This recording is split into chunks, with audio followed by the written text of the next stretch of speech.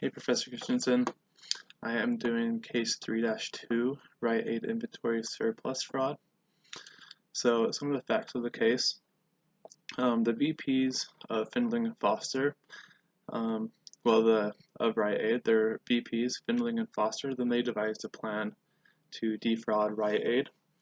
The way that they did it, then Findling created a bank account that he would collect payments from the real customers, actually selling the inventory, but he would sell it at a higher cost.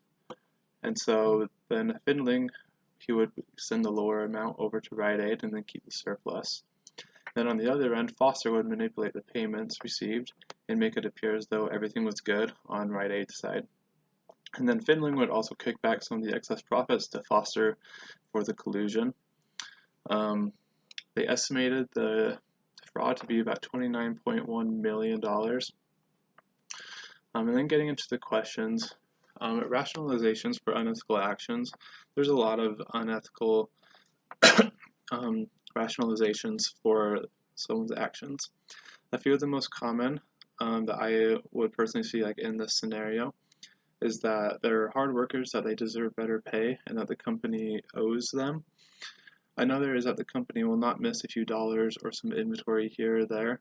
And because it's such a big company, then they aren't going to notice these small things here and there and that they can afford it. This fraud affected the stakeholders because the financials were inaccurate, and when a person defrauds a company, they are also defrauding the stakeholders. Ethical dissonance is when a person knows that they're doing wrong and they have to separate their two actions so they can live with the unethical behavior and still feel good about themselves.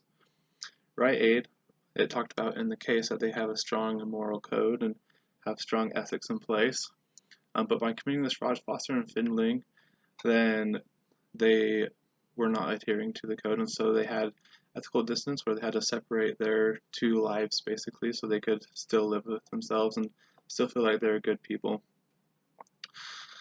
Sometimes good people do bad things. I believe this is true, but when people knowingly commit fraud over and over, then I don't think it's an excuse.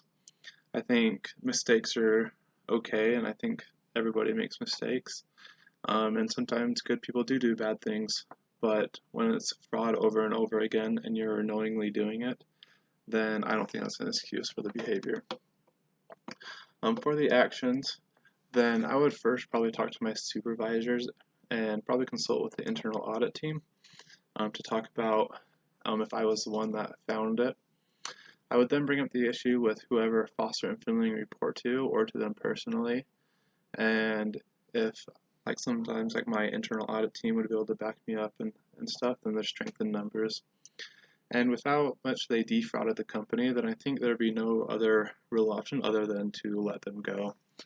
A mistake here and there, then it's easily fixed, but defrauding a company $29 million is a pretty big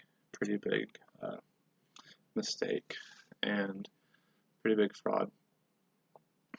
If the management told me to not pursue the fraud of the company because they are a big client, if I was coming from an outside auditor perspective, then I'd probably first discuss the issue with my team, kind of along the same lines as getting the strength in numbers, because I feel the majority of auditors, majority of accountants, are moral, they're ethical, and they believe in doing what's right and standing up for what is right as well. And people feel more comfortable as well standing up for what's right if they're not the spokesperson or if they know that there's people that are supporting them as well. And then, but then even if they did anything, if they did not do anything, I would bring up the issue to the management and as well as other cases of fraud and kind of talk about other major fraud cases and make the point that sticking to our ethical values and disclosing the fraud that we uncovered will be better for us in the long run, even if it hurts us in the short run by losing a big client. It's better to stick to our values that the firm has. So I'll discuss with the team, get support, bring up other examples, bring up the values of the firm, and then bring up the auditing standards as well, and discuss how we need to stay true to those morals that we have in place and live up to the auditing standards as well.